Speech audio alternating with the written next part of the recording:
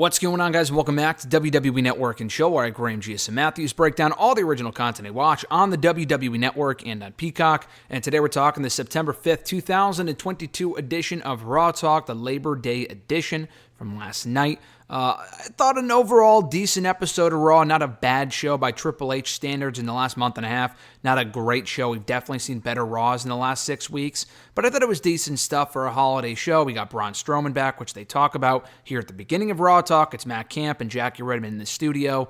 Clocks in at around 27 minutes, and that's even without the analysis from the outside, from the JBLs and the Jerry Lawlers and the Booker T's and God knows who else. No third wheel this week with the analysis. It was purely Camp and Redmond in the studio. After talking about Strowman's return, they also run down the biggest headlines from the show, including recapping Kevin Owens' win over Theory. Great match. Backstage, Megan Moran fills in for Kevin Patrick this week, as seen on Raw. Alexis told me, I didn't see this, but I guess he's still in Ireland visiting family, so she filled in for him on Raw this week. And on Raw Talk, she interviews Kevin Owens backstage. Kevin Owens says, I think it might either be, it was Megan. It was either her or Sarah Schreiber, and I get the two mixed up, and I mean, they're two female blonde interviewers. I mean, they both, looking at them, I don't get them mixed up, but the names I do get mixed up sometimes. Anyway, so Kevin Owens says that Theory, he was like, oh, did you know he was born in 2007? And I had to sit there and think for a second. I know he's younger than me, but I was not born anywhere near 2007, so I had to double check my math for a second. He was, in fact, not born in 2007. But anyway, Owens talks about, as he has the last couple of weeks, about going back to his roots and how he couldn't interrupt himself by going out there and interrupting Theory. And he just wants to shut people up, whether it be Drew or the Usos or now Theory, Austin Theory, that is.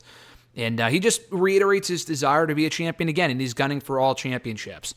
And he tells Megan, hey, you're from SmackDown, right? Tell Roman this Friday on SmackDown when you see him that he owes me one. So Owens is still reiterating that Roman owes him one, which may or may not be leading to another match. And the thing is, they had 3 great matches in 2020, 2021 at the Rumble and on SmackDown and at TLC. Owens lost every single one, albeit by interference. But if he's not going to be the one to beat Roman Reigns, and I don't think he should be, then I would not do a 4th match. I would rather see Owens team up with Sami against the Usos. That's what I would do personally. Anyway, Matt Camp says that he is loving this change for Kevin Owens currently, and that all champions should be on notice.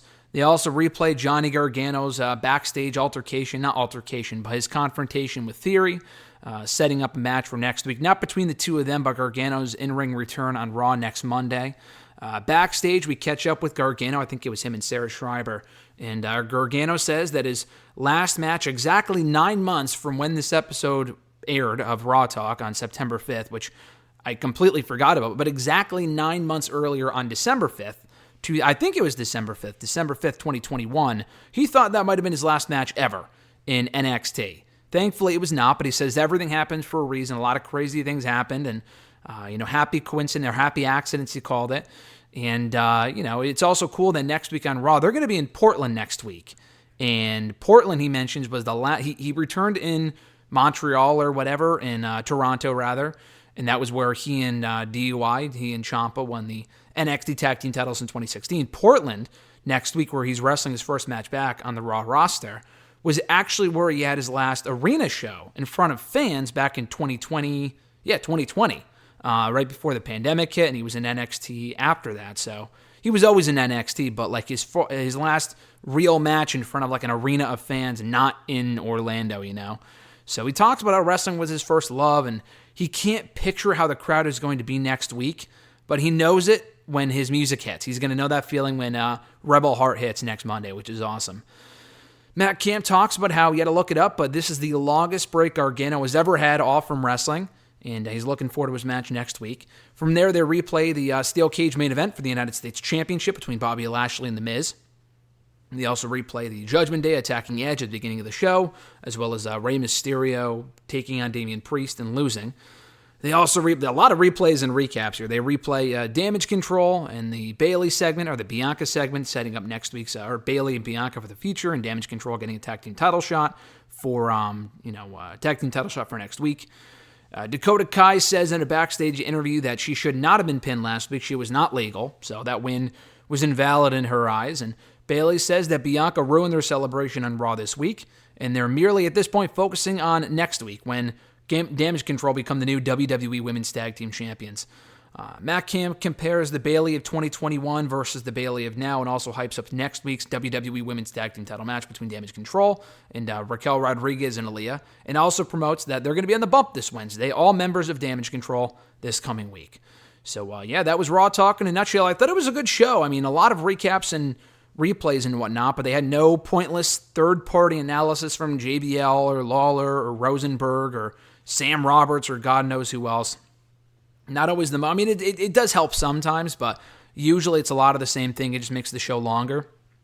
The show was around 27 minutes long, but I thought the best parts of it were the backstage interviews with Kevin Owens. We heard from Damage Control, and we also heard from Gargano making his Raw Talk debut. So good stuff here. Thoroughly enjoyed this episode. Check it out right now on Peacock, and thank you guys for checking out my review of Raw Talk for this week. Be sure to like the video, drop a comment, share the video, and subscribe to the channel for more daily content. Stay tuned for more content coming this week, from interviews to Q&As, the WrestleRant radio excerpts, and a lot more. I'm Graham G.S. Matthews, and I'll catch your ass down the road.